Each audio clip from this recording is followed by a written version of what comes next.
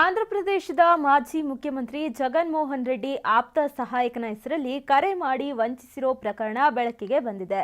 ಯುವ ಕ್ರಿಕೆಟಿಗನಿಗೆ ಸ್ಪಾನ್ಸರ್ಶಿಪ್ ನೆಪದಲ್ಲಿ ಸಂಗೀತ ಮೊಬೈಲ್ ಕಂಪನಿಗೆ 10.40 ಲಕ್ಷ ರೂಪಾಯಿ ವಂಚಿಸಿರೋದು ಗೊತ್ತಾಗಿದೆ. ಇನ್ನು ಈ ಪ್ರಕರಣಕ್ಕೆ ಸಂಬಂಧಪಟ್ಟಂತೆ ಬನಶಂಕರಿ 2ನೇ ಹಂತದ ಸಂಗೀತ ಮೊಬೈಲ್ ಲಿಮಿಟೆಡ್ ಕಂಪನಿ ವ್ಯವಸ್ಥಾಪಕ ಕೆಬಿ ರಾಜೇಶ್ ದೂರನ್ನ ನೀಡಿದ್ದಾರೆ. ಹೀಗಾಗಿ ಅದೇ ದೂರಿನ ಮೇರೆಗೆ ಅಪರಿಚಿತ ವ್ಯಕ್ತಿಯ ವಿರುದ್ಧ ಮಾಹಿತಿ ತಂತ್ರಜ್ಞಾನ ಕಾಯ್ದೆಯಡಿ ಎಫ್ಐಆರ್ ದಾಖಲಾಗಿದೆ.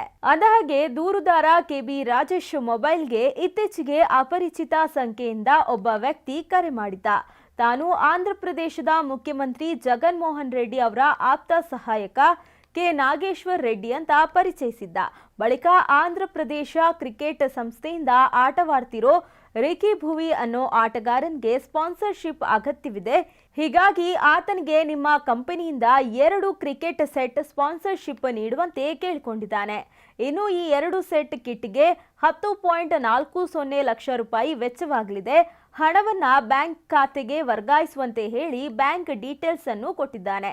ಇನ್ನು ಇದನ್ನೇ ನಂಬಿದ ದೂರುದಾರ ರಾಜೇಶ್ 2022ರ ಮೇ 10 ಮತ್ತು ಮೇ 11ರಂದು 5.20 ಲಕ್ಷ ರೂಪಾಯಿ ಬ್ಯಾಂಕ್ ಖಾತೆಗೆ ವರ್ಗಾಯಿಸಿದ್ದಾರೆ. ಆಮೇಲೆ ಇನ್ವಾಯ್ಸ್ ಕೊಡುವಂತೆ ಕೇಳಿದಾಗ ಒಂದೊಂದು ಕಾರಣ ಕೊಟ್ಟಿದ್ದಾನೆ. ಹಲವು ಸಲ ಕಾಲ್ ಮಾಡಿದ್ರೂ ಕೂಡ ರೆಸ್ಪಾನ್ಸ್ ಮಾಡಿಲ್ಲ. ಈ ಬಗ್ಗೆ ಅನುಮಾನಗೊಂಡು ವಿಚಾರಿಸಿದಾಗ ಆ ಅಪರಿಚಿತ ವ್ಯಕ್ತಿಯು ಆಂಧ್ರಪ್ರದೇಶದ ಮುಖ್ಯಮಂತ್ರಿಯ ಆಪ್ತ ಸಹಾಯಕ ಕೆ ನಾಗೇಶ್ವರ್ ರೆಡ್ಡಿ ಅವರ ಹೆಸರನ್ನ ದುರ್ಬಳಕೆ ಮಾಡಿಕೊಂಡಿರೋದು ಗೊತ್ತಾಗಿದೆ. ಹೀಗಾಗಿ ಅಪರಿಚಿತ ವಂಚಕನ ವಿರುದ್ಧ ಸೂಕ್ತ ಕ್ರಮ ಕೈಗೊಳ್ಳುವಂತೆ ದೂರಿನಲ್ಲಿ ಮನವಿ ಮಾಡಲಾಗಿದೆ.